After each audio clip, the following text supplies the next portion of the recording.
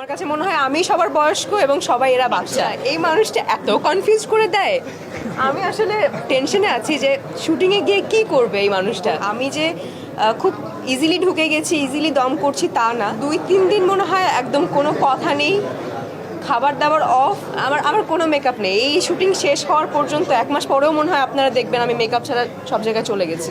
সবাই অনেক বয়স্ক, আমার কাছে মনে হয় আমি সবার বয়স্ক এবং সবাই এরা বাচ্চা।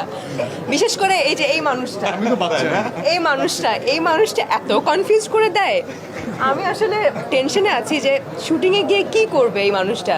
তবে আমি খুব বেশি এক্সাইটেড, কারণ এত ভালো একটা সিনেমা যেটা কিনা আসলে আমার জন্য অনেক বড় একটা চ্যালেঞ্জের বিষয়।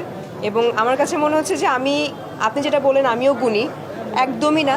কিন্তু মনে হচ্ছে এই সিনেমা করার পরে তখন আমার মনে হতে পারে যে না ঠিক আছে আমি গুণী এবং আমি কিছুটা হলেও অ্যাক্টিং পারি। এর আগে যত কাজ করেছি সব ঠিক আছে, ওগুলো সব ভালো কাজ, কিন্তু এই কাজের পরে আমার কাছে মনে হয় যে আমি আরও বেশি নিজেকে প্রুভ করতে পারবো। নিশো ভাইয়ের সাথে প্রথম কাজ, ভালো লাগছে। চঞ্চল ভাইয়ের সাথে ছোটোবেলায় কাজ করেছি, সেটাও ভালো লাগছে। এবং SBF, আলফাই, চরকি, তাদের সাথেও প্রথম কাজ। সব মিলিয়ে প্রথমের তো একটা আলাদা ফিলিংস থাকে, আলাদা ভালো লাগা থাকে। সো সেই ভালো লাগা থেকেই শুরু করতে যাচ্ছি আপনাদের দোয়া নিয়েই। দেখুন আসলে সব কিছুতে আসলে সবাই চায় সেই আস্থাটা রাখতে, এবং আমি যে খুব ইজিলি ঢুকে গেছি, ইজিলি দম করছি তা না। যখন আমাকে শাকিল ভাই ফোন দিয়ে বলল যে তোমাকে ডিরেক্টর রনি ভাই ফোন দিবে দমের জন্য, তুমি কথা বলো, তখন আমি খুব এক্সাইটেড হয়ে গেছি যে ও মাই গড, এত ভালো সিনেমার জন্য আমাকে ফোন দেবে, রনি ভাই ফোন দেবে। ওকে ঠিক আছে, আই ওয়াজ ওয়েটিং। রনি ভাই আর ফোন দেয় না, কবে ফোন দিবে? যখন ফোন দিল তখন আমাকে বললো যে ঠিক আছে তোমার একটা অডিশন লাগবে। আমি বলছি অডিশন যেই জিনিসই নেন আমি এক পায়ে রাজি আছি, but I want to do দম। সো অডিশন দিলাম। অডিশনের পরেও অনেক বেশি টেনশনে ছিলাম যে কি করবে। আমি কি অডিশনে পাশ করেছি নাকি আমি কি ফেল?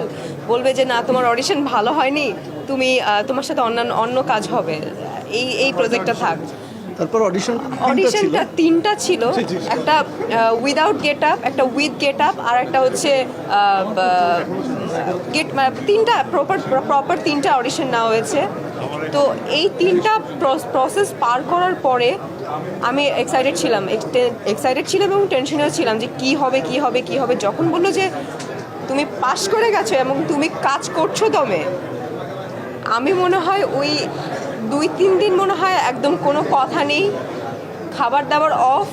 এবং আমার যে কী পরিমাণে আমি খুশি, এটা আমার সাথে যারা ছিল এবং রনি ভাই, তো আমি খুবই বেশি খুশি ছিলাম। সো এখনও রিহার্সাল করছি, এই যে আসার আগেও একটু রিহার্সাল করে আসছি।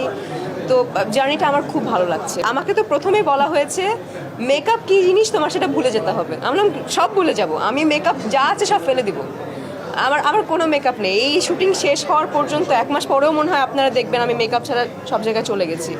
তখন আবার বলতে পারবেন যে কি আপনার কি মেকআপের বাজেট নেই, এটা বলতেও পারেন। তো মেকআপ করা কী জিনিস সেটা ভুলে যাব। এবং আমার কাছে মনে হয় না যে আপনারা আমার দম সিনেমাতে কোনো জায়গায় মেকআপ দেখতে পারবেন, সব কিছু র। এই স্যাক্রিফাইসটা আসলে খুব আনন্দের স্যাক্রিফাইস।